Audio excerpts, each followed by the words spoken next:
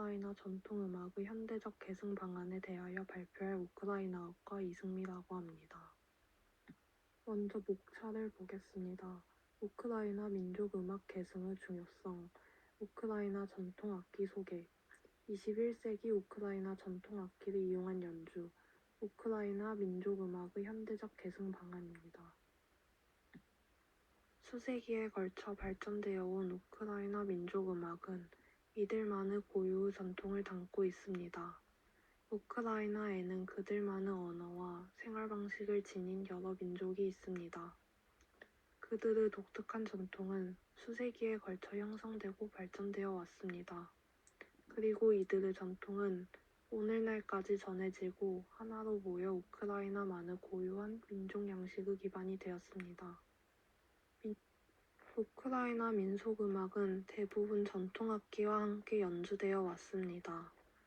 그렇기 때문에 우크라이나 전통음악과 전통악기는 떼어놓을 수 없는 관계라고 할 수 있습니다. 따라서 우크라이나의 전통악기에 대하여 먼저 간략하게 소개하고자 합니다. 우크라이나 전통악기에는 여러 가지가 있지만 대표적인 4가지에 대해 알려드리겠습니다. 먼저 트렘비타입니다. 트렘비타는 산맥 꼭대기에서 적의 접근 소식을 알리는 데 쓰였던 신호기기로 오늘날에는 산악마을에서 세례식, 결혼식, 잔치 등을 기념하는 데 쓰이고 있습니다. 트렘비타는 길이가 2에서 3m인 원형의 나무관이며 소리는 기압에 의해 조절됩니다. 악기에서 나는 소리는 파도 소리와 비슷하다고 합니다. 두 번째로는 바솔리아입니다. 바솔리아는 우크라이나 민속 현악기로 첼로와 생김새가 비슷하지만 첼로보다는 더 크고 3개에서 5개의 현으로 이루어져 있습니다. 바솔리아는 민속음악 앙상블에서 사용되며 주로 수작업으로 만들어져 소리와 구조가 정교하지 않다는 특징이 있습니다. 바솔리아는 오늘날 대부분 표준 첼로로 대체되어 거의 찾아보기가 힘듭니다. 세 번째로는 코브자입니다. 코브자는 주로 코브자리로 알려진 맹인 음유 시인들에 의해 연주되었습니다.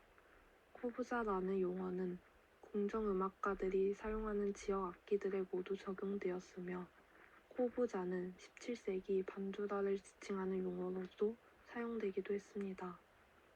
전통적인 18세기의 코브자는 바솔리아와 마찬가지로 오늘날에는 거의 찾아보기가 힘듭니다. 크라코우에 위치한 박물관과 키이우에 위치한 박물관 단 두 곳에만 유일하게 남아있는 실정으로 나머지는 거의 사진 등의 자료로 밖에 남아있지 않습니다. 오늘날의 코브자는 소프라노, 알토, 테너, 콘트라베이스 4가지의 크기로 만들어지고 있습니다. 대다수 코브자의 현의 개수는 저음현과 고음현 각각 6줄에 합하여 총 12줄입니다.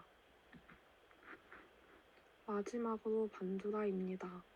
반두라라는 용어는 라틴어나 그리스어의 판도라 혹은 판두라에서 유래된 것으로 여겨집니다. 초기의 반두라는 5개에서 12개의 현을 가지고 있었지만 점점 현의 개수가 증가해 현대에 사용되는 반두라의 현의 개수는 68개입니다. 반두라의 구성과 연주 기법은 솔로 노래에 대한 반주로서 역할을 하도록 만들어졌습니다. 21세기 우크라이나 전통악기 연주는 우크라이나 전통적 요소와 현대음악 갈래의 요소를 접목시키며 새로운 장르를 만들어내고 있습니다. 다음은 현대음악과 전통악기 접목 사례입니다. 반두라를 연주하는 락커인 올레그 슬로보이디안이라는 청년은 음악, 춤, 마술, 고개, 코미디 등 다양한 장기를 뽐내는 우크라이나의 재능 2022 프로그램에 나와 큰 인기를 끌었습니다. 그는 전통적인 반두라 연주에 현대적인 락 장르를 결합해 불쇼와 함께 선보였습니다.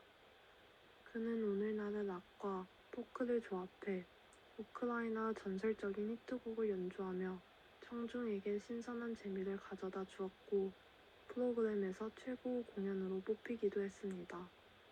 그는 반두라를 연주하는 악커로서 전통에 대한 사람들의 인식을 바꾸어주기 위해 노력하고 있습니다. 우크라이나의 민속 밴드 그룹인 오누카는 밴드리스트, 타악기 연주자, 키보드 연주자로 구성되어 있습니다.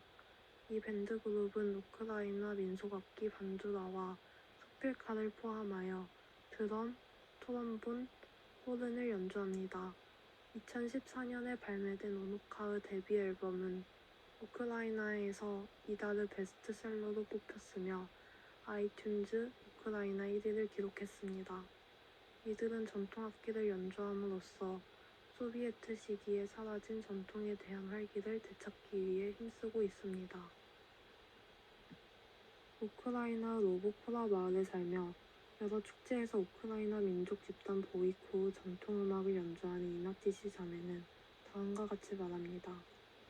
요즘 젊은 사람들은 민속음악을 계승하기 위해 노력하지 않습니다. 그들과 달리 우리는 어릴 때부터 그것에 대해 배워왔습니다. 이웃 사람들이 전통음악 연주가인 아버지를 결혼식에 초대하곤 했고 우리는 아버지가 연주하는 것을 듣곤 했습니다. 우리는 민요를 부르며 소를 치기도 했으며 아버지는 갈대피리를 연주하고 민속춤과 재밌는 운율구절이 결합된 노래도 불러주셨습니다. 즉 이들은 자라나며 생활 속에서 음악을 통해 자연스럽게 민족 문화를 익히고 전통을 계승하고 있던 것입니다. 대부분의 우크라이나 민속 음악은 결혼식, 양치기, 농사 시작과 수확 기념, 장례식 등의 우크라이나 민족 전통 의식을 기념하는 데 주로 활용되었고 그 과정에서 음악이 다음 세대로 전래되기도 했습니다. 그러나 오늘날에는 우크라이나 민속 음악이 다음 세대로 전해지기는 어려워졌습니다. 이나티시 자매가 언급한 바와 같이 젊은 사람들이 민속 음악을 계승하기 위해 노력하지 않기 때문이기도 하지만 경제와 도시들이 발전함에 따라 많은 청년들이 농촌을 떠나 산 속에서 마땅히 민속 음악을 접할 기회가 없기 때문이기도 합니다. 이러한 가운데 민속 문화를 어떻게 보존하고 미래 세대에 계승할 것인가에 대한 고려는 불가피합니다. 따라서 민속 음악을 어떻게 후대에 전할 것인가에 대하여 생각해 보려 합니다. 첫째, 오늘날 대중문화의 전통음악적 요소를 가미해 젊은 층이 전통음악에 관심을 가지도록 하는 것입니다. 이에 대한 좋은 예시가 앞서 제시된 바와 같이 현대음악과 전통악기의 접목입니다. 민속음악이 있는 그대로 남도록 하는 것도 중요하지만 잊혀지지 않도록 하는 것은 더더욱 중요합니다. 우크라이나 민속음악이 변화에서도 살아남아 새로운 문화로서 재탄생할 수 있는 기회를 제공하는 것도 우크라이나 음악이 전통을 이어가는 데 중요한 밑거름이 될 것입니다. 둘째, 많은 자료를 남기는 것입니다. 대부분 우크라이나 민속음악은 우크라이나 민족의 일상생활 속에서 생겨났습니다. 이러한 음악은 악보로 쓰여진 노래가 아니라 오랫동안 여러 사람들을 거치며 변화해왔기 때문에 소멸의 위험성이 큽니다. 기술이 발달한 오늘날에 여러 경로로 민족음악을 기록하고 매체를 통해 공유할 수 있습니다.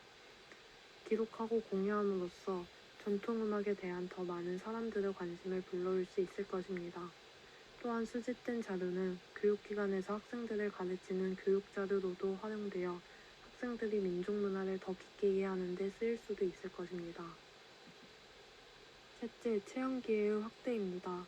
우크라이나 자스키우 마을에는 우크라이나 유일의 아코디언 박물관이 있습니다.